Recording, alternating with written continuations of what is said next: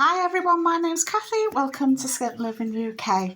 Today I'm doing some DIY to save money because me and my grown-up son live on a tiny income of £800 a month because we have no mortgage, because we downsized in 2020 and we've never had a car.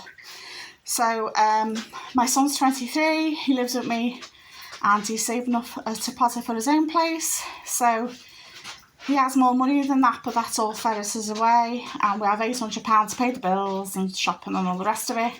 And we have pets too, cat, dog, sniffy dog and a goldfish.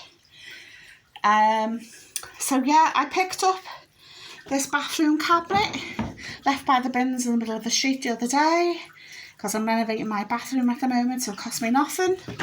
So I had some tongue and groove left over from the bathroom. So I've reused it, so there's still adhesive on the back because I used one packet left over from the kitchen and put it upstairs in the bathroom, and then when I went to B&Q they stopped selling it because I like this tongue and groove because it's got a lovely groove in the middle, but they no longer sell it. It's just the normal tongue and groove without the line down the centre. So what did I do? I knocked the back off, the original back off, and because it was white but it was a bit tatty and knackered, and I started measuring up the tongue and groove on the back. I drawed a line with a David Bowie CD and a pen, draws a line, and each long length of tongue and groove made 2 lengths on the back of the cupboard. I fixed it in place with some instant nails. I get this from Home Bargains. It's £1.79, much cheaper than going to B&Q or Wickes or other places. So £1.79, absolute bargain. So I've used that stuff for years, and I tacked them into place with these little nails.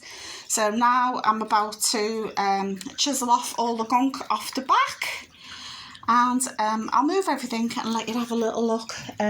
I do a little bit of DIY because I'm reluctant to pay workmen because they rob you, because when they see a woman they just make up imaginary prices. If you're one of those honest workmen out there, I'm sorry, but a lot of them just make it up because they just think, oh, you're a dickhead, you don't know what you're talking about. So they make up a price. So I use my builder now, so they have to quote you the price before they come out. So I usually wait till I get a few quotes to get an idea of the price, but for little jobs like this I do this myself. So this has been scrub clean, but no doubt it gets dirty again, and I've got to sand it as well. So let's turn it over. Sorry, I'm only using one hand. So that's what the back looks like now. So it looks really pretty.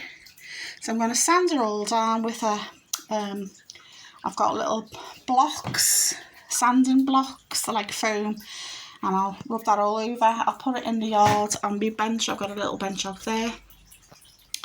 Wipe it all clean, and then I'll paint it. I'll paint it black.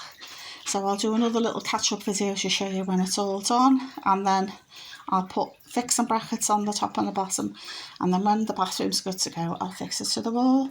So it's cost me absolutely nothing.